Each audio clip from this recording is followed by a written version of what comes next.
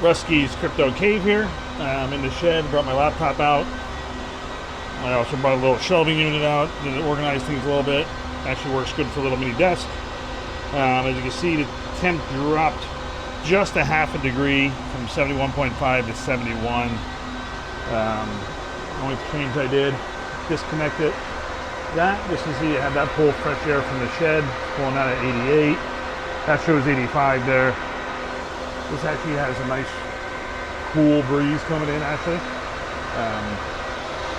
So I'm not sure if this is going to work better or not, but so far the temps really haven't dropped at all, really. Half a degree is negligible, so you see it says power usage is like 3507. It's a little high compared to what the actual wall is. I did some testing a while ago when I first installed Brains, and it is a little bit off, but not too far off.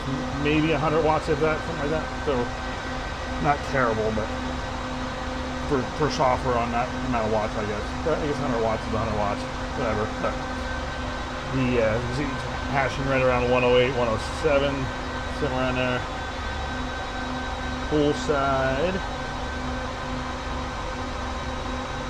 You're at 197.3, 24 hour is right at 200.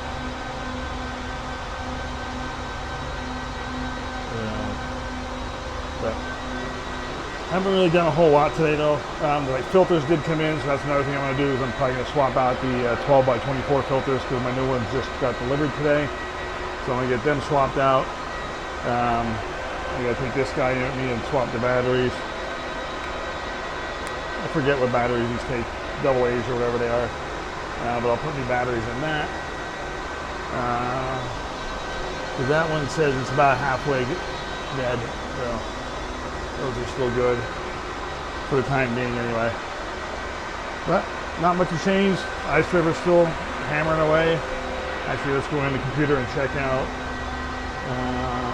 Hero Miners. I have 572 Kasper. You can probably see that. And there, and then like I said yesterday, earlier in my short, that a power flickered off yesterday, or not yesterday, Monday.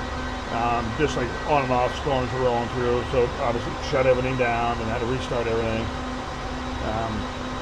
And I have 14 Kasper in here because for some reason it started up mining on the secondary pool instead of the first one. So, 572 there, 24-hour hash rate 96.22. Network is at 5.2 petahash. And actually I did look back at the hash rate history for the network. When I first put this order in, it was like 1.2, 1.3. I thought it was around 2. I was wrong. It was 1.2, 1.3 petahash. So it is substantially higher. More than basically a 4x, basically. More than a 4x. 4.5 times the hash rate, and there's only more to come. It's only going to get worse. So, but like I said earlier, though, I don't really need. I think I decided what I'm going to do. I am just going to keep mining. And then once I have enough Kasper that I can break even, maybe I'll decide then if I'm going to sell something. But I just kind of want to see how long it's going to take until my Zelcore wallet address says I have the $12.99 that I paid for this in Kasper in that wallet. And then just curious how long that's going to take. And I'll do the same thing with the second one. And then if I'm going to sell some, I'll sell some. I still want to transfer some to my main wallet to get that up to the level I want it at. And then the rest of the Kasper I'll decide what I'm going to do with. But when the second KS0 comes in, I'm going to make another wallet address just for that one as well. And just keep everything all separate. And we'll see how long that one takes. That one's definitely going to be a lot longer, I believe. I'm hoping I could get away with breaking even on this one in 2 months, maybe a little over 2 months. But I think once all the Bitmain ASICs and all that stuff hit later this fall, then it could be a 6 months to 8 month break even on the other one, if not worse. Which, looking back at things, at some of the other miners that we buy, like for example S19s and all that stuff, the break evens are about a year and a half, 2 years, sometimes even. So when you're talking break even in the terms of months, that's not so bad, especially when you're talking about an ASIC that only uses 65, 70 watts. Even at a high electric rate, that's still not that much power per month. So Like there's people talking about the hash rate, network hash rate could go up to like 40 terahash or something like that. And even if this drops from making $15–20 a day down to $1 a day, the thing only costs maybe 20 cents a day to run, if that, depending on what your electric rate is. So it's going to take an awful lot to make the KS0s completely unprofitable. So I'm okay with the decision to buy 2 of them. Wish I would have, like many people, I wish I would have taken a risk and bought them directly from Ice River when they were first announced, but yeah, it is what it is. Live and learn. No risk, no reward, right? So I wasn't willing to take that risk, and I get no reward. But the exhaust side temps are like 105, 101, but it's 78 degrees out right now, so it's not like it's super hot out. It's a nice summer day, summer evening, I guess it's getting into. The temps are nice. Humidity is low. So decent mining weather. Although basically got one more month of heat left, and then the fall and the winter comes, and that's a really good mining temps. So it'll be my first winter with the shed, so it'll be interesting to see. I'm guarantee I'll have to definitely turn the bottom 2 fans off and maybe even just run one like the hobbyist does. Even though he has the T16s, mine are T14s, his put out a draw 1,000 CFM more per fan, but I could probably still get away with just having 1 fan running at a low speed and to be able to still evacuate the heat that I would need to keep it maybe like 50, 60 degrees in here. So, but time will tell with that, so we'll see what happens come wintertime. But until the next one, I know there's not much of an update in this one, but it's pretty much just that little shelving unit and yanking it off and seeing what it does with the temps. But which it didn't do much. So I don't know. I may just leave it that way. I may hook it back up. I don't know. I'll figure that out. But I figured I'd just see how that worked. But the only thing I did notice since I did pull it off, there is more airflow being drawn into the filters here, so I think it may even help the GPU raise cool down. But let's see if there. I didn't have it. I should have logged in to see what the GPU temps and stuff were. But let's go in a Hive. And you can see you got just about everything on Dynex, except for that 3070 rig is on Flux.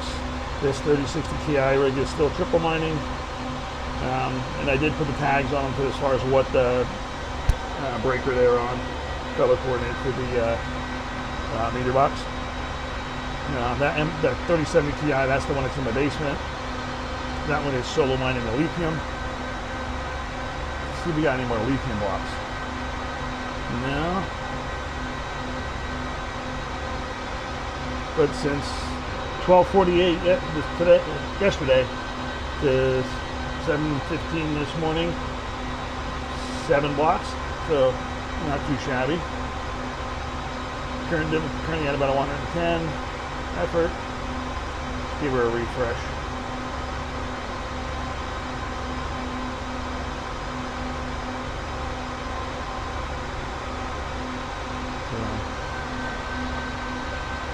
I have my payout set at 100, so once I get to 100, I'll get another payout. And you can see total lithium I've been paid out is 803, and that's all the lithium I have. So I'm looking to get that up to about 1,000, and then I might see what I'll do with the 3070 Ti's. Might even just leave them on the lithium because it's been pretty stable and reliable, hasn't crashed. So I haven't really had to do much with them, so they may just stay there and just keep building that bag. But like I said earlier, everything else on Dynex. I am on Deep Miners on Dynex. Let's check that out while we're here.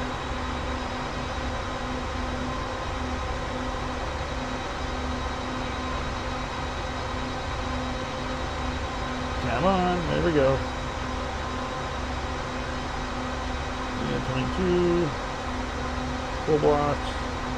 Got 2 pending. Dynex jobs. This is pretty cool that you implemented this. It'd be really nice to really be able to solve that. 10,000 Dynex. I'll take it. But anywho, so until the next video, not sure what my next update will be. Maybe probably over the weekend. Not sure what I'm going to do yet, but probably just give another update on the KS0. See if this may or may not hook that back up or not yet. Haven't decided. And I'm still pondering what to do with the Ivy League BMK3. It's barely making a buck. Even at my ridiculously low power rate, it's still only making about $1 of profit. And I have 8 5700s sitting in the house and 8 more 1660 Ti's that are sitting in the house. Each of those in an 8-car rig will make more than $1, and they're going to use a whole heck of a lot less power. Well, but then I'd have to build 2 more open air rigs. And actually, I just noticed I don't even have enough space to stack them on the top there. So who knows? I'll have to figure something out there with those. But I did have them cleaned up already, so I really don't want to put them back into service and get them all crusty and dirty again.